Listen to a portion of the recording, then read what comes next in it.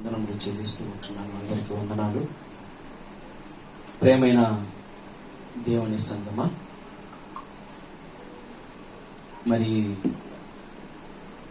ఈ ఆదివారపు ఆరాధనలో క్రీస్తు పుట్టుక క్రైస్తవులకెందుకు వివాదం, క్రీస్తు పుట్టుక క్రైస్తవులకెందుకు వివాదం అన్నటువంటి కొన్ని మాటలు బైబిల్లో నుంచి మనము ఆలోచన చేద్దాం.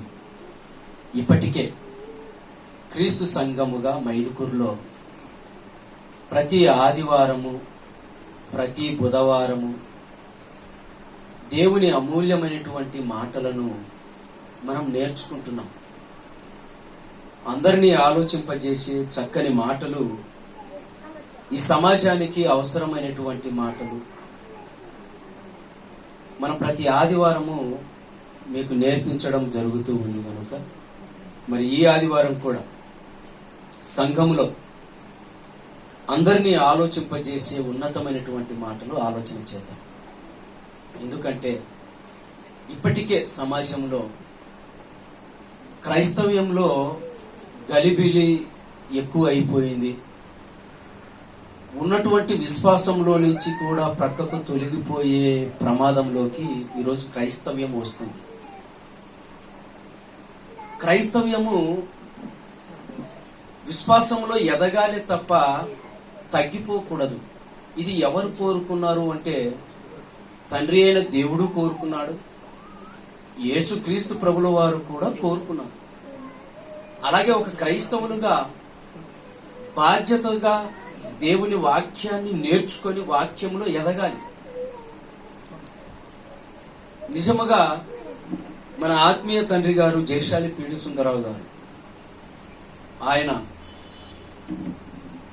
ప్రారంభించినటువంటి అమూల్యమైనటువంటి బోధ యేసుక్రీస్తు తర్వాత, అపోస్తులుల తర్వాత నిజముగా ఈ తరములో ఈ ఆంధ్రప్రదేశ్లో ఒక ఉన్నతమైనటువంటి వాక్యాన్ని నేర్చుకునే మంచి భాగ్యం అని కూడా చెప్పచ్చు. జయశాలి గారి ద్వారా, మన ఆత్మీయ తండ్రి గారి ద్వారా. అంతకు ముందు మన పరిస్థితి ఎలా ఉండేది అంటే, మా పరిస్థితి ఎలా ఉండేది అంటే, అంతకు ముందు మేము స్వస్థతల గురించి ఆలోచించే వాళ్ళము. ఎక్కడ స్వస్థతలు జరిగితే అక్కడికి పరిగెత్తే వాళ్ళం. ఆ తర్వాత నిజముగా ఎన్నో ఆలోచనలు, మేలులు జరగాలి అని, ఆస్తులు కలిసి రావాలి అని, పిల్లలు లేని వారికి పిల్లలు యేసుక్రీస్తు ద్వారా పుడతారు అని ఎన్నో ఆలోచనలలో అనేక ప్రాంతాలకు బహిరంగ సభలకు వెళ్ళిపోయేవాళ్ళు. ఏ బహిరంగ సభలో కూడా ఏ దైవ సేవకుడు బైబిల్లో ఏముందో ఒక్కసారి మీరు చూసుకోండి అని చెప్పిన దాఖలాలు మాత్రం మాకు ఎక్కడా కనిపించలేదండి. ఎక్కడ కనిపించలేదు. గుంటూరు యసన్న గారి సభలకు వెళ్ళాము, స్టెఫెన్ స్టాన్లీ గారి సభలకు వెళ్ళాము, కేఏ పాల్ గారి సభలకు వెళ్ళాము. ఆ ప్రజలలో ఏ రోజు మీ బైబిల్ తీసి చదవండి అని చెప్పినటువంటి దాఖలాలు ఎక్కడ ఏ బోధకుల దగ్గర మేము వినలేదు. మొట్టమొదటిసారిగా 1996లో ప్రొద్దుటూరికి వచ్చినటువంటి మన ఆత్మీయ తండ్రి జయశాలి పీడి సుందరరావు గారు దయ్యమా దైవమా అన్నటువంటి అంశం పైన మాట్లాడుతూ మొట్టమొదటిసారిగా ఆ బహిరంగ సభలలో మీ బైబిలును తీసి చదవండి, నేను చెప్పేటి మాత్రం మీరు వినకండి, బైబిల్లో ఉంటే మీరు నమ్మండి, బైబిల్లో లేకపోతే మీరు నమ్మవద్దు అన్నాడు. అప్పుడు మాకు ఒక ఆశ్చర్యం కలిగింది, ఒక ఆలోచన కలిగింది. నిజముగా ఇలాంటి వారు కావాలి, ఇలాంటి బోధ కావాలి అనిపించిందండి. మేము చదువుకునే చోట లైట్ వెలగలేదు, లైట్ పోయింది, అంటే బల్బు పోయింది. స్టేజ్ మీద నుంచి జయశాలి గారు చూసి, నాయన నా పిల్లలకు అక్కడ లైటింగ్ లేదు, రేపటి దినము అక్కడ లైట్ వెలగాలి అన్నాడు. అంటే అక్కడ మాకు ఏమర్థమైందంటే బైబిల్ చూసుకోవటము చాలా ప్రాముఖ్యత. బైబిల్ చెప్పటము ఆయన బాధ్యత, కానీ ఆ బైబిల్ చూసుకోవడానికి కూడా మన బాధ్యత. ఇది మాకు అక్కడ అర్థమైంది. ఎప్పుడైతే ఈ విషయం అర్థమైపోయిందో ఆ తర్వాత వాక్యము విన్న తర్వాత మాకు ఆ రోజు కొత్తగా అనిపించింది. ఆ రోజు ఇంతవరకు ఎక్కడ ఈ వాక్యము వినలేదు అనిపించింది. అందుకే యేసుక్రీస్తు ప్రభులు వారి బోధ కూడా ఎలా ఉంటుందో మనకు తెలుసు. మార్కు సువార్త 4వ అధ్యాయము మార్కు సువార్త 6వ అధ్యాయము 2వ వచనం. ఆ మాట చూడండి. నిజంగా యేసుక్రీస్తు బోధ కూడా ఎలా ఉండేది అంటే నిజంగా ఆ రోజు మళ్ళీ మాకు కనబడింది. ఆత్మీయ తండ్రి గారు మాట్లాడుతున్నప్పుడు క్రీస్తు బోధలలోని బోధను ఆ రోజు మళ్ళీ మాకు కనబడింది అంటే నిజంగా చాలా ఆశ్చర్యం అండి. విశ్రాంతి దినము వచ్చినప్పుడు ఆయన సమాజ మందిరములో బోధింపనారంభించెను. అనేకులు ఆయన బోధ విని ఆశ్చర్యపడి ఈ సంగతులు ఇతనికి ఎక్కడ నుండి వచ్చెను, ఇతనికి ఇవ్వబడిన ఈ జ్ఞానము ఎట్టిది, ఇతని చేతుల వలన ఇంత అద్భుతములు చేయబడుచున్నవే, ఇది ఏమి ఆశ్చర్యం. ఆ రోజు క్రీస్తు బోధలను విని ఆశ్చర్యపోయారు. ఆ తర్వాత మొట్టమొదటిసారిగా ఈ ఆంధ్రప్రదేశ్ లో ప్రొద్దుటూరుకి జయశాలి గారు రావటము, అక్కడ ఆ వాక్యము చెప్పటము, మేము కూడా ఆశ్చర్యపోయామండి. మేము ఒక నిర్ణయానికి వచ్చేసాం. ఆ రోజు ఈయనకు మించిన బోధకుడు ఇక ఉండడు అనుకున్నాం. ఎందుకు ఆ మాట అనుకున్నామంటే బైబిలును చెప్పడములో అంత పర్ఫెక్ట్ గా ఆ రోజు చూపించారండి. ఆ తర్వాత ఆయన గళము నుండి వచ్చినటువంటి మాటలను ఒక్కొక్కటిగా వింటుంటే ఎంత ఆశ్చర్యం అంటే చాలా ఆశ్చర్యపోయాము. అంతకు ముందు మేము నమ్మిన బోధ అంతా కూడా అబద్ధం అనిపించింది. ఎలాంటి అబద్ధం అనిపించింది అంటే నిజముగా ఆనాటి కాలములో ఆయన నోటి నుంచి వచ్చినటువంటి మాటలు ఉంది. ఒకటి, యేసుక్రీస్తు మనకు అన్న అవుతాడు అన్న ఒక ఆశ్చర్యం. అన్న అవుతాడు. అంతకు ముందు మేమేమనుకునే వాళ్ళము, యేసుక్రీస్తే మనకు తండ్రి అనుకునే వాళ్ళము. ఆ తర్వాత యేసుక్రీస్తుకు మనకు అందరికి కలిపిన ఒకే ఒక తండ్రి ఉన్నాడు. ఆయనే యెహోవా దేవుడు, పరలోకములో ఉన్నాడు. పాత నిబంధన కాలముల్లో యెహోవా యెహోవా యెహోవా యెహోవా అని చెప్పుకుంటూ పరిచయం చేసుకుంటూ వచ్చారు. యేసుక్రీస్తు వచ్చిన తర్వాత ఆ తండ్రిని బయలుపరిచాడు అన్నటువంటి మరొక ఆశ్చర్యపోయే సంగతి అండి.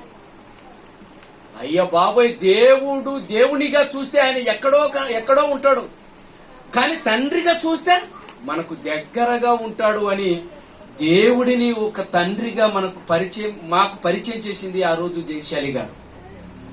ఆ తర్వాత పరిశుద్ధాత్మ గురించి చెప్పారు. పరిశుద్ధాత్మ దేవుడు కూడా మనకు అన్న అవుతాడు అన్నాడు. యేసుక్రీస్తు తర్వాత పరిశుద్ధాత్మ దేవుడు పుట్టాడు. తండ్రికి మొదటి కుమారులు ఒకరు యేసుక్రీస్తు అయితే రెండవది పరిశుద్ధాత్మ దేవుడు. అంతకు ముందు మా బోధ ఎలా ఉండేదో తెలుసా? త్రియేక దేవుడు. అంతకు ముందు బోధ. ఆ తర్వాత తెలిసిందండి, త్రియేక దేవుడు కాదు, ముగ్గురు వేరు అని లేఖనాలను ఒక్కొక్కటిగా చూపిస్తుంటే ఎంత ఆశ్చర్యం కలిగింది అనుకుంటున్నారు? ఎంత ఆశ్చర్యం చెప్పండి. ముగ్గురు దేవుళ్ళు, ముగ్గురు వేరుగా ఉన్నారు. ముగ్గురు కలిసి మన కోసము ఈ భూమి మీద కోటానుకోట్ల మంది దేవుని పిల్లలు పుట్టుకొచ్చిన వారి కొరకు పని చేయడానికి వచ్చారు. ఆ పనిని ముగించడానికి అవసరమైతే ప్రాణాలను పెట్టినటువంటి మహనీయుడే యేసుక్రీస్తు ప్రభులు వారు అని కొన్ని సంగతులు విన్నప్పుడు ఎంత ఆశ్చర్యం చెప్పండి. మరొక ఆశ్చర్యపోయే సంగతి తెలియపరిచాడు. ఏంటి అంటే, అంతకు ముందు యేసుక్రీస్తు ఎప్పుడు పుట్టాడు, ఎక్కడికి వచ్చాడు, ఎక్కడ ఉన్నాడు, ఏ కాలంలో పుట్టాడు అంటే 2000 సంవత్సరాల క్రితమే యేసుక్రీస్తు పుట్టినట్టుగా ఈనాటికి కూడా అనేక మంది క్రైస్తవులకు ఇప్పటికీ కూడా అదే బోధలో ఉన్నారు. అవునా కాదా చెప్పండి? యేసుక్రీస్తు 2000 సంవత్సరాల క్రితమే పుట్టాడు. ఆయన చరిత్ర 2000 నుంచే ప్రారంభమయ్యింది. యేసుక్రీస్తు పుట్టి 2000 సంవత్సరాల క్రితమే అని ఎవరెవరు ఆలోచిస్తున్నారో తెలుసా? ఏమంటే ప్రపంచంలో క్రైస్తవులు ఆలోచిస్తున్నారు, ఏమంటే హిందువులు ఆలోచిస్తున్నారు, ముస్లింస్ ఆలోచిస్తున్నారు. క్రీస్తు చరిత్ర తెలియక, క్రీస్తు ఆలోచన తెలియక. నిజంగా ఆశ్చర్యపోయే సంగతి ఒక మాట చెప్తానండి. మా ఊరు కృష్ణపల్లికి వెళ్ళినప్పుడు ఒక ఆయన హిందువులు ఆయన మాట్లాడుతూ అగ్రిమెంట్ రాపించుకుంటున్నాము, పొలం గురించి అగ్రిమెంట్ రాపించుకుంటూ మాట్లాడుతూ ఉన్నాము. నేను సేవ చేస్తున్నాను అన్న సంగతి తెలుసు. మా అన్న వచ్చేసి దేవదాసు సేవ చేయడు. మా అన్న కఠినంగా మాట్లాడతాడు, అన్యాయంగా మాట్లాడతాడు, నన్ను దుడుసుగా మాట్లాడుతూ వచ్చాడు. అప్పుడు ఆయన నోటి నుంచి వచ్చిన మాట ఏంటంటే, రైతు, నువ్వు దేవుని పనిలో ఉన్నావు, దేవుని గురించి ఆలోచిస్తున్నావు, క్రీస్తును నమ్ముకున్నావు కాబట్టి నువ్వు పద్ధతిగా మాట్లాడుతున్నావు. మీ అన్న మాత్రము పద్ధతిగా మాట్లాడటం లేదురా అన్నాడు. అని మాట్లాడుతూ ఏమన్నాడంటే, ఒక సందర్భంలో యేసుక్రీస్తు పుట్టి 2000 సంవత్సరాల క్రితమే కాదా అన్నాడు. ఆయన వయసు ఎంత అన్నాడు. తర్వాత ఆయన వయసు ఎంత అన్నాడు. ఎన్ని సంవత్సరాలు బ్రతికాడు అంటే, ఆయన ఉద్దేశంలో ఆయన విన్న మాటలలో ఆలోచన చేస్తే యేసుక్రీస్తు 2000 సంవత్సరాలు బ్రతికినట్టుగా అర్థమైంది ఆయనకు. ఎన్ని వేల సంవత్సరాలు? 2000 సంవత్సరాలు బ్రతికాడేమో యేసుక్రీస్తు అనుకుంటున్నాడు ఆ పెద్ద ఆయన. నేను అన్నాను, ఆయన పేరు ఎవరో కాదండి, సంజీవరాయుడు అని ఒక హిందువు. ఆయన ఈరోజు చనిపోయాడు. నేను అన్నాను, యేసుక్రీస్తు పుట్టి బ్రతికింది 33.5 సంవత్సరాలు అన్నాను. ఆశ్చర్యపోయాడు ఆయన. అదేంటి అంత చిన్న వయసులో చచ్చిపోయాడా యేసుక్రీస్తు అన్నాడు. అంటే 33 సంవత్సరాలే ఆయన బ్రతికాడు అంటే, అంతకు ముందు వినింది ఏంటి? ఎన్నో సంవత్సరాలు బ్రతికాడు అనుకున్నాడు.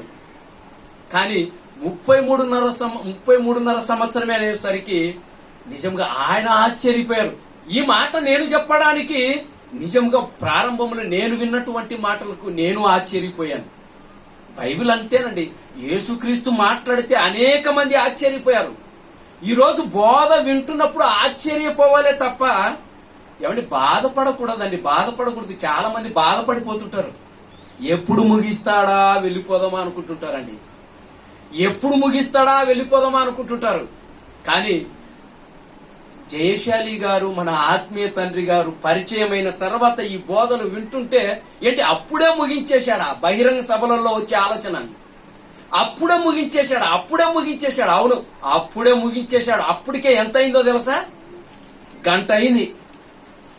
మనం అరగంట మాట్లాడారు. ఏంటి ఇంతసేపు అనుకుంటాం మనము. గంట వరకు మాట్లాడినా ఏమండి తొందరగా ముగించినట్టుగా ఉంటుందండి. అంటే బోధలో ఏమండి నిజంగా ఏముండాలో తెలుసా? స్టామినా ఉండాలి. బోధలో సత్తా ఉండాలి. అలా సత్త కలిగినటువంటి బోధే ఏమండి మన ఆత్మీయ తండ్రి గారు జయశాలి గారు మనకు నేర్పించారు, మేము నేర్చుకున్నామండి. నిజంగా అంతకు ముందు స్వస్థతల కోసం ప్రాకులాడాము. ఏమండి త్రియేక దేవుడి గురించి పాటలు పాడాము. ఆ తర్వాత ఏమండి పరిశుద్ధాత్మ దేవుడు ఎవరో, యేసుక్రీస్తు ఎవరో తెలియని పరిస్థితిలో ఆశ్చర్యపోయే సంగతి ఏంటంటే, ప్రార్థన ఎవరికి చేయాలి, ఎలా చేయాలి, ఎందుకు చేయాలి, తండ్రిక, కుమారునిక, పరిశుద్ధాత్మక అన్నటువంటి ఒక వివరణ ఒక ప్రార్థనకు విలువను పెంచినటువంటి మహనీయుడండి. అది తెలిసిన తర్వాతే ఈరోజు ఏమండి సిబిటి మైదుకూరులో క్రీస్తు సంఘంలో స్త్రీలు కూడా ప్రార్థన చేయాలంటే భయము, ఏమండి పాటలు పాడాలంటే భయము. ఎందుకు పుడుతుంది చెప్పండి? ఏమంటే నిజంగా బీబీటీహెచ్ చేస్తున్నా ప్రార్థన ఇచ్చేందుకు భయపడిపోతున్నారండి. నిజంగా పిల్లలు ఎందుకు భయపడుతున్నారో తెలుసా? ప్రార్థనలో ఎక్కడ మిస్టేక్ వస్తుందో, ఎక్కడ తప్పు మాట్లాడతామో, ఎక్కడ తప్పు చేస్తామని భయపడిపోతున్నారు. కారణం ఏంటి? బోధ అంటే భయం కలగాలి, అలా నేర్పించాలి. నిజముగా యేసుక్రీస్తు ఏమండి 2000 సంవత్సరాల క్రితం పుట్టినవాడా? అంతకు ముందు లేడా? ఉన్నాడు. ఆ రెఫరెన్సులు చూపించినప్పుడు, ఆ మాటలు మాట్లాడినప్పుడు ఎలాంటి ఆశ్చర్యం కలిగిందో ఏమండి. ఒక మంచి మాట చూద్దామా బైబిల్లో నుంచి? చూడండి, యెషయా గ్రంథము యేసుక్రీస్తు గురించి మాట్లాడుతున్నారు. ఎప్పటి నుంచి, ఎక్కడి నుంచి? చూడండి, యెషయా గ్రంథము 9వ అధ్యాయము 6వ వచనం. ఏలయనగా మనకు శిశువు పుట్టెను, మనకు కుమారుడు అనుగ్రహింపబడెను, ఆయన భుజము మీద రాజ్యభారం ఉండెను. ఆయన పేరు చూడండి, ఆశ్చర్యకరుడు, ఆలోచనకర్త, బలవంతుడైన దేవుడు, నిత్యుడగు తండ్రి, సమాధానకర్తయగు అధిపతి అని అతనికి పేరు పెట్టబడెను. ఏమండి, ఈ లక్షణాలు క్రీస్తులో ఏమండి ఉండడానికి ఏమండి ప్రవక్తల ద్వారా దేవుడు పరిశుద్ధాత్మ ప్రేరణతో రాయించినటువంటి మాటలు ఇవి. భవిష్యత్తు రాయించాడు. క్రీస్తు పుట్టక ముందే క్రీస్తు ఎలా ఉండాలో, క్రీస్తు నా కుమారుడుగా ఎలా నడుచుకోవాలో, క్రీస్తుకు ఎలాంటి అధికారం ఇవ్వాలో ఏమండి ఒక తండ్రిగా, ముద్దుల కుమారునికి యేసుక్రీస్తు ప్రభుల వారికి ఒక తండ్రిగా ఏమండి ముద్దుగా పేరు పెట్టుకున్నాడండి. ఈ పేర్లన్నీ ఆశ్చర్యకరుడు, ఆలోచనకర్త, నిత్యుడగు తండ్రి, బలవంతుడైన దేవుడు, సమాధానకర్త, ఇవన్నీ పేర్లు పెట్టుకున్నాడు ఆయన. ఇలా ఉండాలి నా కుమారుడు అని, ఇలా ఉండాలి నా కుమారుడు అని నువ్వు పెట్టుకుంటావు. నీ కుమారునికి పేరు బంగారు కొండ. ఏం తోలు కదండి, శరీరం కదా ఇదంతా. బంగారు కొండ అని పెట్టుకుంటావు. ఎక్కడ ఉంది బంగారు? పెద్ద అయిన తర్వాత నిన్ను కొండ కింద బూడి చేస్తాడు. అలాంటి పేర్లు పెట్టుకుంటాడు. ఏమన్నా పేరుకు తగ్గట్టుగా ఏమన్నా బ్రతుకుతాడా చెప్పండి? మన పేర్లు పెట్టుకుంటే బంగారు కొండ అంటావు, వజ్రాల మూట అంటావు, ఏమండి నా వెండి అంటావు, ఏమండి నా ముత్యాలు అంటావు. ఆ ముత్యాలకు తగ్గట్టుగా, బంగారుకు తగ్గట్టుగా ఈరోజు పిల్లలు బ్రతుకుతున్నారా? ఆడపిల్లలు గాని, మగపిల్లలు గాని. ఆడపిల్లలకు కూడా పెట్టుకుంటారులేండి, నా వజ్రాల మూట అంటారు. ఏమండి లేక పుడితే పిల్లలను ఎంత ముద్దుగా చూసుకుంటారు చెప్పండి. ఏ రోజైనా నీ పిల్లలు నిన్ను గొప్పగా చూసుకున్నారా చెప్పండి? ఎక్కడ చూసుకుంటున్నారు చెప్పండి? పిల్లలు ఏమండి పేరుకు తగ్గట్టుగా ఉండరు. మన పేర్లు పెట్టుకుంటాం, ఏ పేరుకు తగ్గట్టుగా ఉంటామా చెప్పండి? ఏమండి ప్రశాంతమ్మ అని పెట్టుకుంటాం, ఏ రోజు ప్రశాంతంగా ఉండదు, అందరికీ శాంతి లేకుండా చేస్తుంది. సువార్తమ్మ అంటాం, ఏ రోజు సువార్తకు వెళ్ళదు. అవునా కదా చెప్పండి? ఆరోగ్యమ్మ అంటాం, ఏ రోజు ఏమంటే ఇంటి దగ్గర ఉండదు, రోజు హాస్పిటల్కి వెళ్తుంటది రోగాలు చూపించుకోవడానికి, రోగాలతో ఉంటది. యేసు అని పేరు పెడతాం, ఏమైపోతారు చెప్పండి? యేసు అని పేరు పెడితే ప్రతిరోజు మందు కొట్టులో వేసేస్తా ఉంటాడు. ఏంటి మందు? అవసరమైతే ఎవడన్నా ఏదన్నా మాట్లాడినా వాడిని కూడా వేసేస్తాడు. ఏంటి? యేసు అని పేరు పెట్టుకొని నువ్వు హత్య చేస్తున్నావా? మందు తాగుతున్నావా?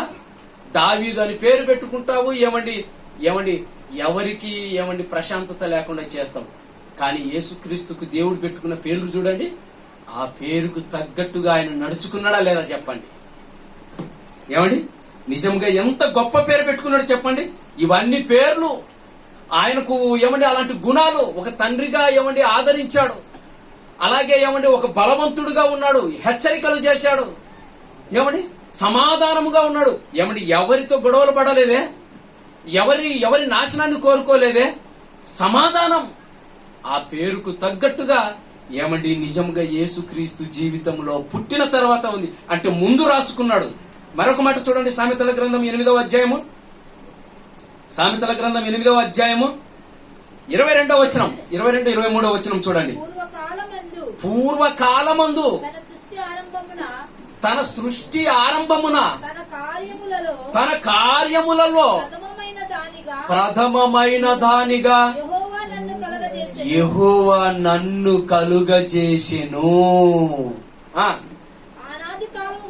అనాది కాలము మొదలుకొని మొదట నుండి భూమి ఉత్పత్తి అయిన కాలము వరకు పూర్వము నేను నియమింపబడితిని అన్నాడు. చూడండి, యేసుక్రీస్తు ఎప్పటి నుంచి ఉన్నాడు చెప్పండి?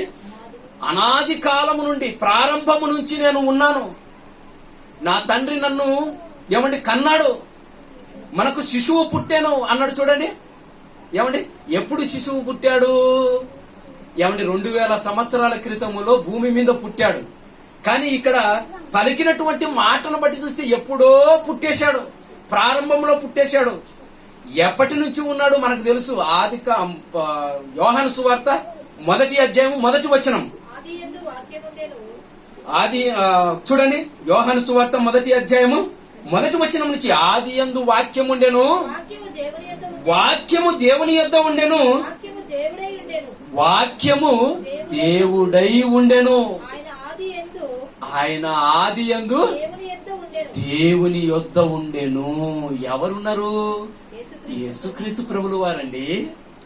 ఆయన యొద్ద ఉన్నాడు. యేసుక్రీస్తు ప్రభులు వారు దేవుని యొద్ద ఉన్నారు. ఇన్ని రెఫరెన్సులు క్రీస్తు పుట్టక మునుపు నిజముగా ప్రారంభము నుంచి, ఆది కాండము నుంచి క్రీస్తు యొక్క ఉనికిని దేవుడు రాయించి బైబిల్లో ఇస్తే, ఈరోజు క్రైస్తవులు పరిశీలనగా చేయక, కష్టపడక, బైబిల్ను తెలుసుకొనక, ఈ రోజు బైబిల్ను ఎవరికి ఇష్టం వచ్చినట్టు వాళ్ళు మాట్లాడుతూ క్రీస్తు పుట్టుకను గురించి గందరగోళముగా ఈ రోజు మాట్లాడుతున్నారు నేటి క్రైస్తవులు.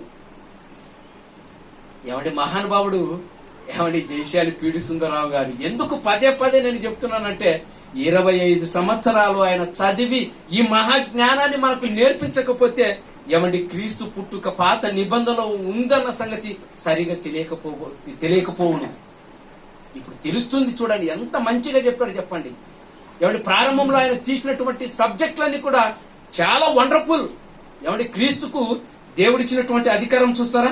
ఒక మాట చూడండి, మరొక మాట చూద్దాం.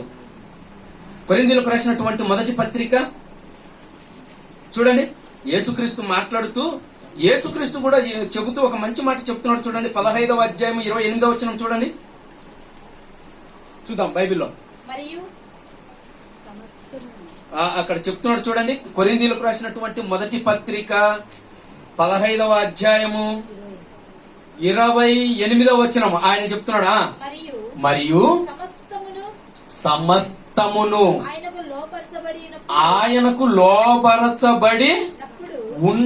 లోబరిచినప్పుడు దేవుడు సర్వములో సర్వమగు నిమిత్తము కుమారుడు తనకు సమస్తమును లోపరచిన దేవునికి తానే లోబడి ఉన్నాడు.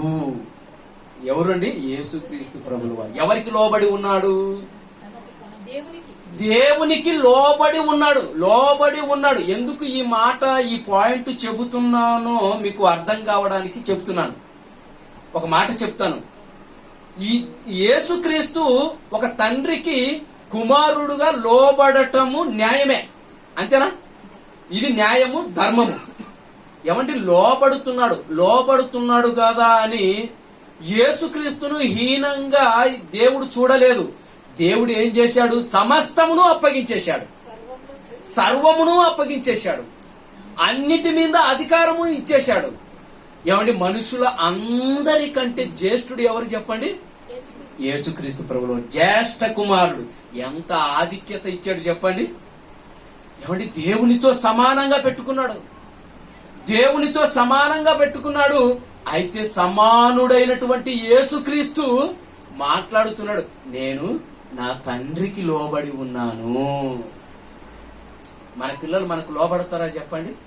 లోబడకపోతే మీరేమంటారు? నా ఆస్తిలో చిల్లి గవ్వ కూడా లేదు పోరా, అంతేనా? నా ఆస్తిలో నీకు చిల్లి గవ్వ కూడా ఇవ్వను. ఎవరికి చెప్పుకుంటావో చెప్పుకోపో అంటాడు. భూమి ఇయ్యడు, ఆస్తి ఇయ్యడు, డబ్బులు ఇవ్వడు. తండ్రి మాట వినకపోతే ఒక తండ్రిగా తీసుకునే నిర్ణయాలు ఇది మీకు అర్థమైతే, దేవుడు కూడా ఎంత కఠినుడో తెలుసా? యేసుక్రీస్తు తర్వాత మనమందరం కూడా ఏం కావాలి? దేవునికి పిల్లలముగా మనమందరం కూడా పిల్లలమే, దేవుని పిల్లలమే. దేవుడు ఏమన్నాడు? నాయన మీరు నా కోసము బ్రతికితే మీకు నేను పరలోకం ఇస్తాను అన్నాడు. అన్నాడా లేదా? పరలోకం ఇస్తానన్నాడు. బ్రతకకపోతే నువ్వు గిజ తనకలాడినా, నువ్వు ఆయన పాదాలు పట్టుకున్నా, ఆయనను అడిగి గోజాడినా కూడా ఆయన ఇవ్వడు. అంటే అంత కఠినుడు అనమాట. అంటే ఎందుకు అంత కఠినంగా మారిపోతున్నాడు అంటే, నీ కోసమే సిద్ధపరిచిన పరలోకం ఇచ్చాడు. పరలోకం కోసం నువ్వేం చేయాలి? ఆయన కట్టడలను, ఆయన న్యాయ విధులను భూమి మీద నువ్వు నెరవేర్చాలి. ఏమండి, యేసుక్రీస్తు ప్రభులు వారు ఏమండి నిజముగా ధర్మశాస్త్రాన్ని అంతటిని నెరవేర్చి కొట్టివేసి, ఏమండి మన కొరకు తన సిలువలో ప్రాణము పెట్టి బలియాగం అయిపోయి రక్తాన్ని కార్చి, ఏమండి చివరి క్షణాలలో కూడా తండ్రికి ఏమని మొరపెట్టుకున్నాడు? తండ్రి, నా ఆత్మను నువ్వు చేర్చుకోనాయన అన్నాడు. అన్నాడా లేదా? ఆత్మను చేర్చుకోనాయన అన్నాడు. ఏమండి ఇదంతా కూడా దేవుని సంకల్పం. మనకు తెలుసు, నాకొక శరీరమును అమర్చితివి, పూర్ణ హోమములను పాప పరిహారార్థ బలులను నీకు ఇష్టమైనటివి కావు, ఇదిగో గ్రంథపు చుట్టలో నన్ను గూర్చి ఎవరు రాసుకున్నారు? తండ్రి అయిన దేవుడు రాసుకున్నాడు. మన ఆత్మీయ తండ్రి గారు కూడా కొన్ని మాటలు మాట్లాడాడు. ఏమండి, కీర్తన గ్రంథములో 139లో 16వ వచనములో ఆయన కూడా మన గురించి కూడా చెప్పాడు. మనమందరము కూడా తండ్రి గర్భములో ఉన్నాము. తండ్రి గర్భములో ఉన్న మనము ఇదిగో ఈ కాలములో తల్లిలోకి వచ్చాము. తల్లిలోకి వచ్చిన మనలను తల్లి గర్భములోనే దినాలను నియమించాడు. ఏమని నియమించాడు? మనము సత్క్రియలు చేయుటకై నియమించాడు. సత్క్రియలు అంటే సత్య సంబంధమైన దేవుని పనులు. దేవుని పనులలో మనము ఉండాలి. అంటే మనము కూడా దేవుని పనులలో ఉంటేనే పరలోకాన్ని మనకు ఇస్తాడు. నువ్వు దేవునికి ఎదురు తిరిగితే పరలోకములో నిన్ను అడుగు పెట్టనివ్వను. అది అంతేనా? పరలోకములో నిన్ను అడుగు పెట్టనివ్వను. అందుకేనండి ఈరోజు క్రైస్తవ ప్రపంచానికి దేవుని ఉన్నతమైనటువంటి మాటలు చెప్పి కొందరి ఆత్మలనైనా అగ్నిలో నుంచి రక్షించడానికేనండి ఈ బోధలు, ఈ ఉన్నతమైనటువంటి మాటలు. మరి యేసుక్రీస్తు ఏమండి, ఈ మధ్యకాలంలో యేసుక్రీస్తు మీద ఎన్ని ఆలోచనలు, ఎన్ని తెగలు, ఎన్ని గొడవలు. ఏమంటున్నారో తెలుసా? స్వయంభవుడు అని ఒకరు, త్రియేక దేవుడు అని ఒకరు, ఏమండి యేసుక్రీస్తుకు ఏ పవర్ లేదని ఒకరు, యేసుక్రీస్తుకు అసలు పవరే లేదు అని మరొకరు, అంటే ఆయన కుమారుడే తప్ప దేవుడు కాదని ఒకరు. ఏమండి రకరకాల బోధలు వెళ్ళిపోతున్నాయి. ఏమండి ఇన్ని రెఫరెన్సులు చూపించినా కూడా వాళ్ళకు అర్థం కావడం లేదండి. ఏం చెప్పాలి చెప్పండి.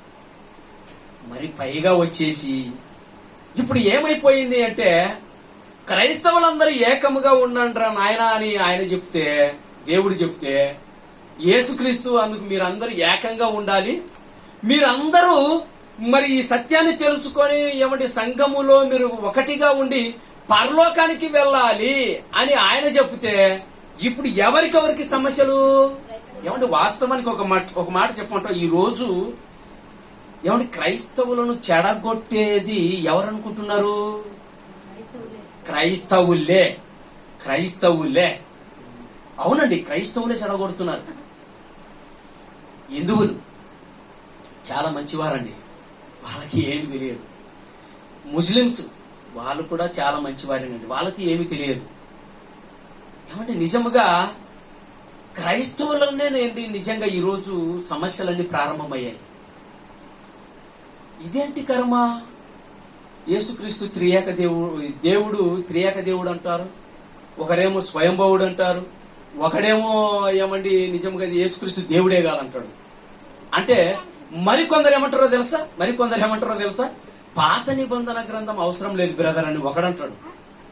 మరొకడు ఏమంటాడో తెలుసా? అసలు కొత్త నిబంధన గ్రంథం అవసరం లేదు అంటాడు. ఏమంటే క్రైస్తవులే ఇలా మాట్లాడితే హిందువులు ఏమంటారు చెప్పండి? అసలు బైబిలే తప్పు అంటాడు. ఏం చేస్తావు చెప్పండి? బైబిలే తప్పు అంటారు. బైబిలే తప్పు అంటే ఇప్పుడు ఏమైపోయారు? ఏమండి, నిజంగా నాశనానికి వెళ్ళిపోలేదు, నిజంగా దేవునికి దూరం అయిపోలేదు. ఇప్పుడు దేవునికి అవమానం తెచ్చేది ఎవరు చెప్పండి? క్రైస్తవులే. దేవునికి అవమానము తీసుకొచ్చి పెట్టేది క్రైస్తవులే. ఏమండి, నిజంగా యేసుక్రీస్తు ఒక మాట చూడండి, ఒక మాట మాట్లాడాడు యేసుక్రీస్తు. చూడండి, నిజముగా ఏమండి, ఒకవేళ మీరు ఎవరితోనైనా పోటీ చేయాలి అంటే దేవుడు లేడనే వాళ్ళతో పోటీ చేయాలి, అవునా కాదా? క్రైస్తవులు పోటీ చేయకూడదు. ఏమండి, నిజంగా క్రైస్తవులు బైబిల్ను పరిశీలించి ఏది నిజమో బైబిల్ ప్రకారంగా ముందుకు సాగాలి. పోటీ చేయాలంటే ఎవరితో పోటీ చేయాలి? బైబిల్లో దేవుడు లేడు, యేసుక్రీస్తు పుట్టలేదు అన్న వాళ్ళతో మనం ఏం చేయాలి? పోటీ చేయాలి. పోటీ చేసి ఏం చేయాలో తెలుసా? నేను ఓడిపోతే మీరు చెప్పినట్టు నేను వింటాను, హిందుత్వాన్ని నేను స్వీకరిస్తానని ఒక ఛాలెంజ్ చేయాలి. మీరు ఓడిపోతే మేము బాప్తిస్మం ఇస్తాం. ఇది అండి పోటీ. బాగుంటుంది, ఆత్మీయంగా ఉంటుంది. ఏమండి, నిజంగా దేవునికి అనుకూలంగా ఉంటుంది. ఏమంటే అలా పోటీ చేసిన వాళ్ళు ఎవరైనా ఉన్నారంటే ఈరోజు ఎవరు లేరండి. ఈరోజు ఎవరు లేరు, ఒకే ఒకరు ఉన్నారు. వాళ్ళే జయశాలి గారు, పిడి సుందరరావు గారు. జయశాలి గారు ఏమండి, ఎంబి బ్రహ్మం అన్నటువంటి ఆయన బైబిలు తప్పు అని ఏమండి 2 నిమిషాల్లో ఓడగొడతాను అని చెప్పి మాట్లాడాడు. బైబిలు ఈ తప్పు కాదు, బైబిలు బండారం కాదు, బైబిల్ బంగారం అని పోటీలో నిలబడ్డాడు. తర్వాత పోటీకి రాలేదు. ఆ తర్వాత అహ్మద్ దిదాత్ అన్నటువంటి ఒక ఆయన వచ్చేసాడు. ఆయన పోటీకి వస్తే ఆయనతో కూడా పోటీ. ఆయనతో ఏం మాట్లాడినాడో తెలుసా? నేను ఓడిపోతే నువ్వు చెప్పినట్టు నేను వింటాను, నువ్వు ఓడిపోతే బైబిల్ని స్వీకరించాలి, బాప్తిసం తీసుకోవాలి. ఇదండి ఆహ్లాదకరమైనటువంటి పోటీ. ఇప్పుడు ఇలాంటి పోటీలు లేవు.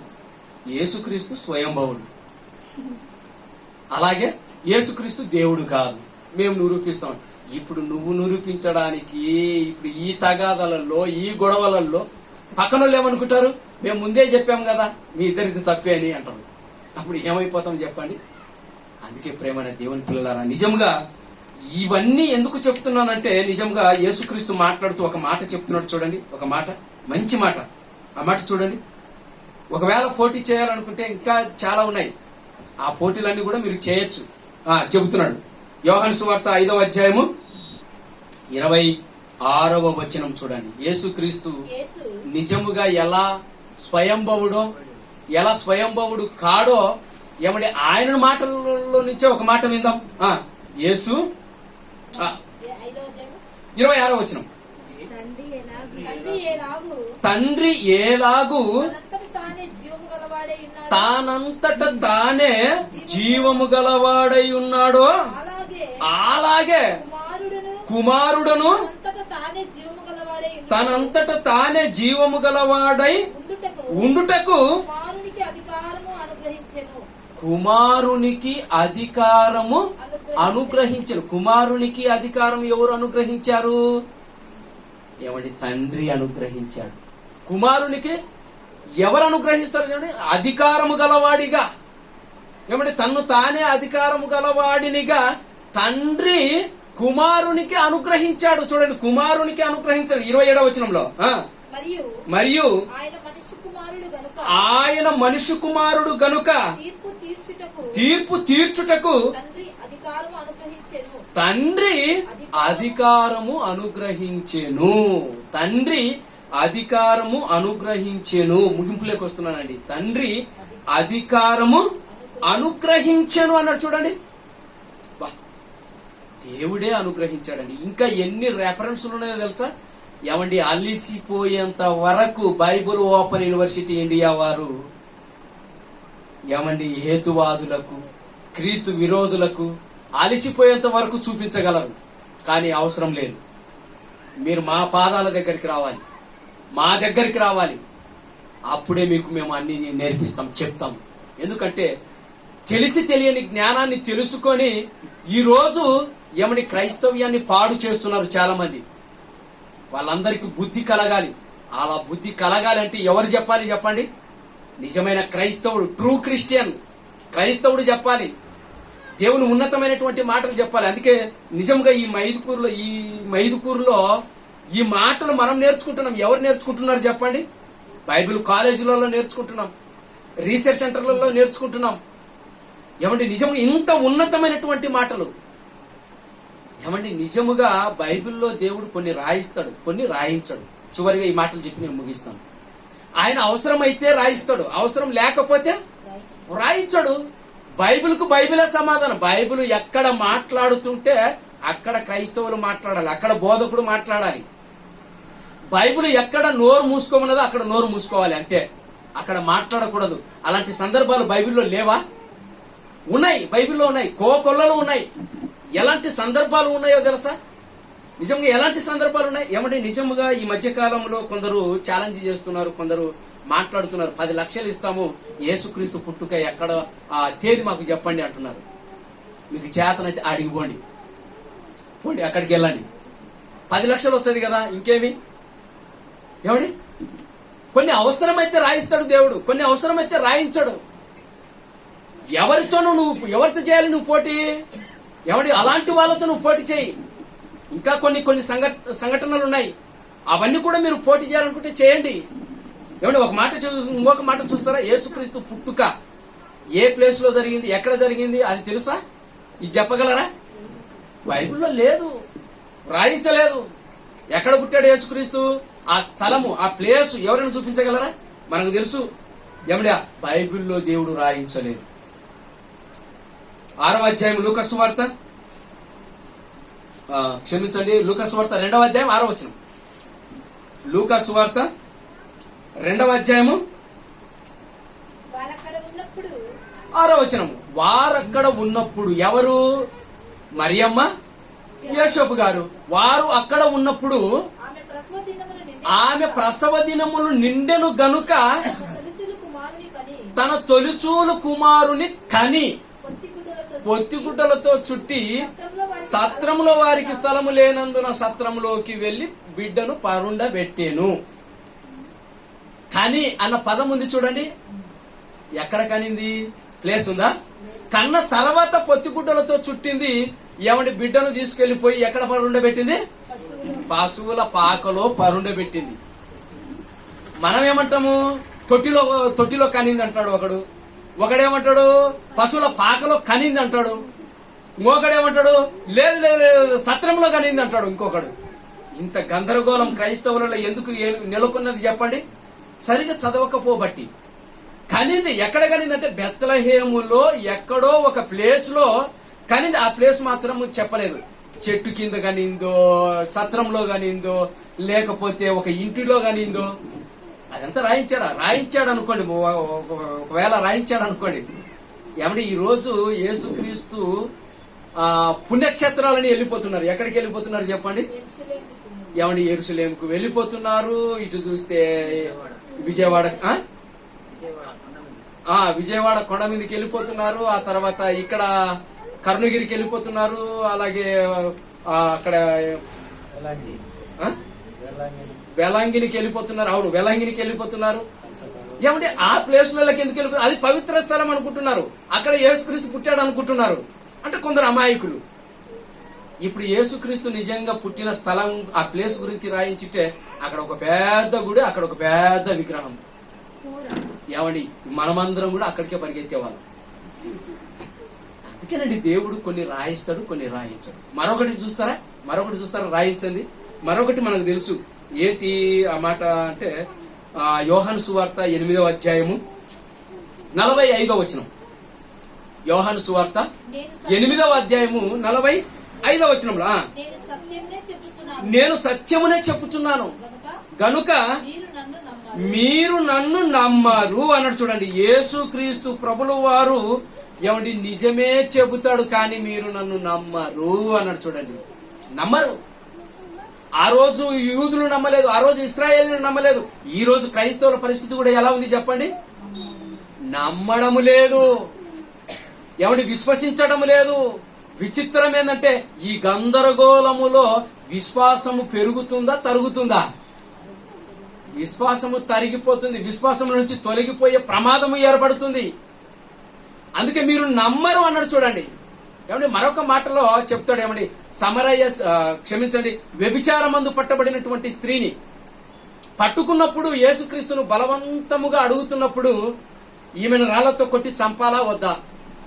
ధర్మశాస్త్రంలో చంపమని ఉంది, మరి నువ్వేమో నరహత్య చేయొద్దంటున్నావు, ఈమెను చంపాలా చంపకూడదా? వ్యభిచారమందు పట్టబడిన వాళ్ళను రాళ్లతో కొట్టి చంపాలి అంటే అప్పుడు యేసుక్రీస్తు ఏమన్నాడు? ఏమండి, ఆయన ఏం చేశాడో తెలుసా? నేల మీద కూర్చొని ఏమో రాయిచుండెను అన్నాడు. ఏమో రాయిచుండెను అంటున్నాడు. ఏమో రాయిచుండెను అంటే నువ్వు చెప్పగలవా? ఏమిటి, యేసుక్రీస్తు పరిశుద్ధాత్మ ప్రేరణతో ఏమిటి పరిశుద్ధాత్మ దేవుడే రాయిస్తున్నాడు. ఏమో రాయిచుండ అంటే పరిశుద్ధాత్మ దేవునికి తెలియదు, యేసుక్రీస్తుకు తెలుసు. ఆయన ఏం రాస్తున్నాడో ఆయనకే తెలుసు. నీకు తెలుసా? నాకు తెలుసా? బైబిల్ ఏమనేది? ఏమో వ్రాయిచున్నది అన్నాడు. ఏమో వ్రాయిచున్నది అంటే ఏమో ఏంది నేను చెప్తా అని ఒకడు ముందుకు వచ్చేసాడు. ఏమండి, చాలా మంది ముందుకు వచ్చారండి. అది తెలియలేటి మాత్రం చెప్పడానికి ముందుంటారండి. బ్రదర్, దేవుడు నాకు మర్మం బయలుపరిచినాడు బ్రదర్ అంటాడు ఒక్కొక్కడు. ఏమండి ఏమండి సమరయ స్త్రీ కుండ విడిచిపెట్టి వెళ్ళిపోయింది అన్నాడండి. కుండ ఎందుకు విడిచిపెట్టిందో తెలుసా? ఆమె పాపం అంట. అది కుండ పాపమా? ఏమండి, పాపమనే కుండ అంటున్నాడు అంటే ఏంది? దేవుడు బయలుపరిచాడట. ఏమండి, ఆమె ఆనందముతో మెస్సియా వచ్చాడని ఆనందముతో సంతోషముతో కుండను విడిచిపెట్టి వెళ్ళిపోతే ఆ కుండే పాపం అంటున్నాడు ఒకడు. ఎంత విచిత్రం చెప్పండి. అంటే లేనిటివి ఈరోజు పుట్టిస్తున్నారు ప్రేమైన దేవుని పిల్లలారా. ఈరోజు లేనిటి పుట్టిస్తున్నారు. దేవుడు చెప్పవద్దు అన్నాడు. దేవుడు రాయించనేటివి నువ్వెందుకు చెప్తావు? అవసరమైతే ఆయన రాయిస్తాడు. యేసుక్రీస్తు ఏం రాయిస్తున్నాడు, ఏం రాస్తున్నాడో రాయించేవాడు, అందరికి బయలుపరిచేవాడు. 66 పుస్తకాలు బయలుపరిచాడు, మన కోసం బయలుపరిచాడు. చివరికి వచ్చేసిన తర్వాత ఏమన్నాడు? ఒకటి కలపకూడదు, ఒకటి తీసివేయకూడదు అన్నాడు. ఇప్పుడు దీంట్లో ఉన్నట్టు నువ్వు కలుపుతున్నావు అంటే ఏమని అర్థం చెప్పండి? బైబిల్ నీకు అర్థం కాలేదు. మీకు చేతనైతే ఏమండి, స్వయంభవుడు ఆయన యేసుక్రీస్తు దేవుడు కాదు అన్నటువంటి వాళ్ళు ఎవరైనా ఉంటే ముందు ఏమండి, నిజంగా యేసుక్రీస్తు పుట్టిన ప్లేస్ ఎక్కడో చెప్పండి. యేసుక్రీస్తు రాశాడు కదా, అది ఏమిటో చెప్పండి. ఆ తర్వాత యేసుక్రీస్తు భూమి మీదకి పుట్టిన తర్వాత డిసెంబర్ 25 అని ఉంది కదా, అది కూడా చెప్పండి. చెప్పి నిరూపించి మీరు దేవుణ్ణి యేసుక్రీస్తును గొప్ప చేయండి. దేవుడు కొన్ని రాయించినప్పుడు నువ్వేం చెప్పగలవు, నేనేం చెప్పగలను? దేవుడు చెప్పినట్టువే చెప్పాలి, దేవుడు రాయించినట్టువే చెప్పాలి. అందుకేనండి నిజంగా మహాజ్ఞానము, ఉన్నతమైనటువంటి మాట బైబుల్ ఓపెన్ యూనివర్సిటీ ఇండియా ఇంటర్నేషనల్లో ఈరోజు మనం తెలుసుకుంటున్నాం. ఏమండి, మహాజ్ఞానపు సంగతులు ప్రతి వారం కూడా ఇంకా ఇంకా ఇంకా ఉన్నతమైనటువంటి మాటలు ఇంకా చాలా ఉన్నాయి. యేసుక్రీస్తు పుట్టినవాడు, యేసుక్రీస్తు ఏమండి మాట్లాడుతూ, తండ్రి ఇదిగోనైనా నువ్వు నాకు అప్పగించిన పనిని నేను పూర్తి చేశానండి. స్వయంభవుడైతే ఏం చేయాలి చెప్పండి? యేసుక్రీస్తు అసలు యేసుక్రీస్తు దేవునికి చెప్పకుండానే పని పూర్తి చేయాలి. అసలు దేవునికి అసలు ప్రార్థన చేయకూడదు. అనుక్షణము ప్రార్థన చేస్తున్నాడు, అనుక్షణము పనిలో ఉన్నాడు, అనుక్షణము ఏమండి తండ్రి చిత్తాన్ని నెరవేర్చి ఇదిగోనైనా నేను నీ వద్దకు వస్తాను, నీ వద్ద నాకు ఏ మహిమ ఉన్నదో ఆ మహిమ నాకు ప్రసాదించను, నేను నీ వద్దకు వస్తున్నాను, అదే మహిమ మళ్ళా నాకు కావాలి. ఆ మహిమను పొందుకోవడానికి భూమి మీద యేసుక్రీస్తు ప్రభుల వారు శిలువ మరణము, సమాధి ఏమని తర్వాత పునరుత్థానము జరిగింది. శరీరాన్ని తిరిగి దక్కించుకొని తండ్రి వద్దకు ఎక్కిపోయాడు. అందుకే చాలా సార్లు చెప్తాడు, ఏమండి స్త్రీలు వచ్చి మాట్లాడుతూ పట్టుకోబోతే ఏమన్నాడు యేసుక్రీస్తు? నేను ఇంకా తండ్రి వద్దకు వెళ్ళలేదు, నాకు తండ్రి ఉన్నాడు, నేను స్థలాలు సిద్ధపరచడానికి నేను వెళ్తున్నాను, మీరు కూడా తండ్రి ఉన్న స్థలానికి, తండ్రి ఉన్నటువంటి చోటుకు మీరు కూడా రావాలి, నేను వెళుతున్నాను, మీరు రావాలి అన్నాడు. అసలు యేసుక్రీస్తుకే ఏ పవర్ లేదన్నాడు ఈ రోజు చాలా మంది. ఏ పవర్ లేదా? ఏమండి, పవర్ఫుల్ గా ఉన్నాడు యేసుక్రీస్తు. నువ్వు వెళ్ళిపోగానే నీ మీద అధికారం చెలాయిస్తాడు. నువ్వు పాపం చేసావా, నిన్ను పంపించేది, నిన్ను పాతాళానికి పంపించేది ఎవరు అనుకుంటున్నారు? యేసుక్రీస్తే. ఏమండి, ఆయన ఖండించుటకు గద్దించుటకు సిద్ధంగా ఉన్నాడు. ఆయన అగ్నిజ్వాలలో ప్రత్యక్షమైనప్పుడు ఆయన రెండవ రాకడలో ఏమండి మొత్తం అందరికీ తీర్పు తీర్చేస్తాడు. ఏమైపోతావు చెప్పండి? నువ్వు సిద్ధంగా ఉన్నావా? ఇంకా కొట్టుకొని చస్తున్నావా? ఇంకా సతమతం అవుతున్నావా? ఏమండి, ఇంత మహాజ్ఞానాన్ని నిజంగా మన ఆత్మీయ తండ్రి గారు జయశాలి గారు నిజంగా ఆయనకు హృదయపూర్వకమైనటువంటి వందనాలండి. నిజంగా ఎందుకంటే త్రియేక దేవుడు అంటే ఏంటో అర్థం చెప్పాడు. ఆ తర్వాత స్వస్థతలు ఏ కాలంలో జరిగాయి, ఈ కాలంలో జరుగుతాయా? ఏమండి, ఏ కాలంలో జరిగాయి, ఎంతవరకు ఉన్నాయి, ఎప్పుడు ఆగిపోయాయి? ఇంత వివరణ, ఇంత పవర్ఫుల్ వివరణ 25 సంవత్సరాలు చదివి నేర్పించాడు. వృద్ధాప్యంలో ఉన్నాడు మహానుభావుడు. ఏమండి, 76వ సంవత్సరములోకి అడుగు పెట్టబోతున్నాడు. అలాంటి ముసలి ప్రాయంలో, అలాంటి వృద్ధాప్యంలో నిజంగా ఆయన దగ్గర నేర్చుకొని అనేక మంది ఆయనకు ఏమండి హృదయ శోకాన్ని కలిగిస్తున్నారు ఈరోజు చాలా మంది. తప్పు. హృదయ శోకం ఏమండి, ఆయనకు కన్నీరు మిగిలించకూడదు. ఆయన హ్యాపీగా దేవుని పనిలో ఏమండి ఇంకా ఉన్నతంగా సంతోషంగా ఆయనను ఉండనివ్వాలి. అలాంటి ఆలోచనలలో మరి ఎగ్జామ్ రాస్తున్నటువంటి దేవుని పిల్లలు, అలాగే విద్యను అభ్యసిస్తున్నటువంటి వారు, అలాగే సంఘానికి, క్రీస్తు సంఘానికి వస్తున్నటువంటి వారు అందరు కూడా బైబిల్ను నేర్చుకోండి. ఎవరైనా మాట్లాడితే వాళ్ళను దగ్గరికి పిలిచి వాళ్ళను కూర్చోబెట్టి ఉన్నతమైనటువంటి మాటలు చెప్పి వాళ్ళను దేవుల్లో పెంచుతాం. అలాంటి ధన్యత దేవుడు మనందరికీ ప్రసాదించాలని ప్రేమతో కోరుతూ ఉంటున్నాను. ఎందుకు క్రైస్తవులకెందుకు క్రీస్తు పుట్టుక, క్రైస్తవులకెందుకు వివాదాస్పదము? ఏమంటే వివాదాస్పదముగా ఉండవలసింది ఎవరికి? ఏమంటే మీలో మిగతా వారికి. అందుకే సుమయోన్ గారు ప్రారంభంలో పోయిన గత వారంలో మీకు చెప్పాను. ఆ మాట ఒక్క మాట చూసుకొని ముగించుకుందామా? ఆ ముగింపు లేకొద్దాం, ఎందుకంటే టైటిల్ కి సంబంధించినటువంటి మాట అది. చూడండి, ఆ మాట చూడండి. క్రీస్తు పుట్టుక క్రైస్తవులకెందుకు వివాదం అన్నాము కదా. ఆ మాట ఒకటి చూడండి, ముగించుకుందాము. 2వ అధ్యాయము లూకాసు వార్త 34వ వచనం చూడండి. డైరెక్ట్ 25వ వచనం చూడండి. 34వ వచనమే చూడండి దయచేసి, డైరెక్ట్ చూడండి. సుమయోను అనగానే దైవ సేవకుడు, ఆయన భక్తుడు. ఆయన ఆశీర్వాదము తీసుకోవడానికి యేసుక్రీస్తు కనిన తర్వాత మరియమ్మ బిడ్డను తీసుకొని యేసుక్రీస్తు దగ్గరికి వెళ్ళిపోయింది. యేసుక్రీస్తును తీసుకొని సుమయోను దగ్గరికి వెళ్ళిపోయింది. దైవ సేవకుడి దగ్గరికి వెళ్ళిపోగానే ఇప్పుడు ఆయన చెప్తున్నాడు, సుమయోను వారిని చూచి దీవించి ఇదిగో అనేక హృదయాలోచనలు బయలుపడినట్లు ఇశ్రాయేలీయులలో అనేకులు పడుటకును తిరిగి లేచుటకును వివాదాస్పదమైన గురుతుగా ఈయన నియమింపబడి ఉన్నాడు. ఈయన నియమింపబడి ఉన్నాడు. ఎవరు నియమించారు? దేవుడే నియమించాడు. ఈయన నియమింపబడి ఉన్నాడు. మరియు నీ హృదయములోనికి, ఎవరి హృదయము?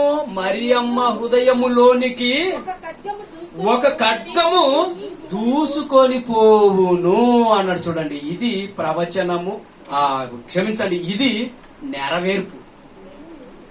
దేవుని మాటలు ఎందుకు చెప్తున్నాడు? వివాదాస్పదము. యేసుక్రీస్తు పుట్టుక వివాదాస్పదం. ఎవరికి? ఇశ్రాయేలీయులకు, అన్యులకు, అందరికీ. ఆనాటి కాలంలో ఏమండి మరియమ్మ ఏ టైంలో ఎలాంటి పరిస్థితుల్లో గర్భవతి అయిందో బైబిల్లో మనకు తెలుసు. ఎలాంటి పరిస్థితుల్లో గర్భవతి అయింది?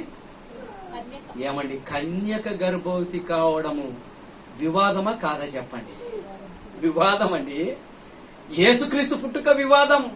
ఏంటి, పురుషుడు ఎరుగకుండానే గర్భవతి కావడమా? ఈమెను వెళ్ళగొట్టండి. ఏమండి, ఈమెను ఇక్కడ ఉండియదు. ఆమె ముందే భక్తురాలు. దేవుడు అంటే భక్తి. ఏమండి, యెరూషలేము మందిరములో ప్రతి దినము ఏమండి దేవుని మందిరంలో గడిపేది. ఏమండి, ఉత్తమురాలు, కన్యక. ఇన్ని ఆలోచనలు, ఇన్ని అర్హతలు ఉన్నటువంటి ఆమెను దేవుడు వెన్నుకుంటే ఆమెకు జరిగినటువంటి ఏమండి వివాదం ఏంటి చెప్పండి? ఆమె హృదయములోకి ఒక ఖడ్గము దూరును అన్నాడు. ఖడ్గము దూరును అంటే కత్తితో పొడవడం కాదు. నీ మాటలే కత్తి కంటే పదునుగా వెళ్ళిపోతున్నాయి. అప్పుడప్పుడు వీడు మాటలతోనే చంపేస్తారా అంటాడు, మాటలతోనే చంపేస్తున్నాడు రా అంటారు. మాటలతో కూడా చంపచ్చు. కంటి చూపుతో చంపుతాడు అన్నాడు ఒకడు. మాటలు ఎట్లా కానీ కంటి చూపుతోనే చంపేస్తాను అన్నాడు. ఏమండి, మాటలతో చంపలేరా? ఏమండి, మరియమ్మను చంపేశారు ఆ రోజు. మాటలతో చంపేశారు. ఒక ఖడ్గము దూరును అన్నాడు. ఆమె హృదయంలో ఒక్కొక్క మాట దూరిపోతుంటే తట్టుకోలేకపోయింది. యేసుక్రీస్తును గర్భాన ఏమండి మోస్తున్నందుకు ఆమెకు వేదన, బాధలు, కష్టాలు. ఏ రోజు సంతోషంగా ఉన్నది చెప్పండి? దేవదూత వచ్చింది, మరియమ్మ తల్లి నీకు శుభం అన్నది. శుభం అనగానే ఎక్కడి నుంచి ఆస్తులు వచ్చాయో అని అనుకోలేదు. మనమైతే అదే అనుకుంటాం. నీకు శుభం అంటే ఏమనుకుంటాం చెప్పండి? నాకు ఆస్తులు కలిసి వస్తాయి, మాకు పిల్లలు పుడతారు, మేము ధనవంతులం అయిపోతాం, ఇవే ఆలోచనలు. కానీ మరియమ్మకు ఏమొచ్చాయో తెలుసా? బాధలు, కష్టాలు, కన్నీరు. ఏమంటే 3 నెలలు ఎక్కడ దాక్కున్నది తెలుసా? కోనసీమ కొండలలో. ఎలిజబెత్ అమ్మ వాళ్ళ ఊరికి వెళ్ళిపోయింది. చూడండి మహాతల్లి, మీరు బైబిల్ చదివితే అర్థమవుతుంది. అక్కడికి ఎందుకు వెళ్ళిపోయింది? ఉన్న ఊరిలో కత్తులతో పొడుస్తున్నారు, మాటలు లాంటి కత్తులతో పొడుస్తున్నారు. తట్టుకోలేకపోయింది మహాతల్లి, వెళ్ళిపోయిందండి అడవిలోకి. 3 నెలలు అక్కడ ఉండి వచ్చింది. ఆ తర్వాత ఏ భర్త అయితే ఏమండి ప్రదానం చేయబడినటువంటి యేసోబు గారు కూడా ఏం చేశాడు? రహస్యంగా విడిచిపెట్టాలనుకున్నాడు. అవమానం కదా విని, అవమానం అండి. ఆ తర్వాత పుట్టిన తర్వాత ఇశ్రాయేలీలు ఎంత మాట్లాడారు చెప్పండి? యేసుక్రీస్తును ఒప్పుకున్నారా? ఒప్పుకోలేదు. వివాదాస్పదముగా గుర్తుగా ఉన్నాడు. ఏమంటే వాళ్లకు ఉండాలి తప్ప క్రైస్తవులకు ఎందుకు వివాదాస్పదం? ఆలోచించండి. ఈ పాఠం అదేనండి మీకు చెబుతున్నటువంటి పాఠం. క్రైస్తవులకు ఎందుకు క్రీస్తు పుట్టుక గురించి వివాదం అవసరం లేదు. అన్ని నెరవేర్చుకుంటూ మహానుభావుడు హ్యాపీగా పరలోకంలో ఉన్నాడు. తండ్రి కుడి పార్శ్వమున ఉన్నాడు. ఇక వెళ్ళవలసింది ఎవరు? నువ్వే. ఈ వివాదాస్పదములో ఉంటే నువ్వు పోతావు నరకానికి. ఆలోచించాలి. ఏమండి, నిజంగా ఎంత అద్భుతమైనటువంటి మాటలు దేవుడు మనకు రాయించాడు. మనము తెలుసుకున్న మనము అనేకులకు ఈ మాటలు చెప్పి అనేక మందిని దేవుని వైపు నడిపిద్దాం. ఇలాంటి ధన్యత దేవుడు మరి ప్రసాదించాలని అందరికీ మంచి హృదయాన్ని, పరలోకాన్ని ప్రసాదించాలని ప్రేమతో కోరుతూ ఈ నా మాటలు ముగిస్తూ ఉంటున్నాను. చిన్న ప్రార్థన చేసుకుంటాను. దయగలిగిన మా తండ్రి, గొప్ప దేవ, నీ పిల్లలకు నీ మాటలు చెప్పాను నాయన. విలువైన మాటలు తండ్రి. ప్రతి వారము కూడా సిబిటి మైదుకూరులో క్రీస్తు సంఘములో నీ పిల్లలకు నేర్పిస్తున్నాము నాయన. నేర్చుకున్న నీ పిల్లలు ఇదిగోనైనా తామును తగ్గించుకొని క్రీస్తులో ఇదిగోనైనా భక్తిలో అభివృద్ధి చెందే భాగ్యాన్ని అనుగ్రహించమని క్రీస్తు నామమున ఈ ప్రార్థన అడిగి వేడుకుంటున్నాము తండ్రి. ఆమేన్. అందరికీ వందనాలు.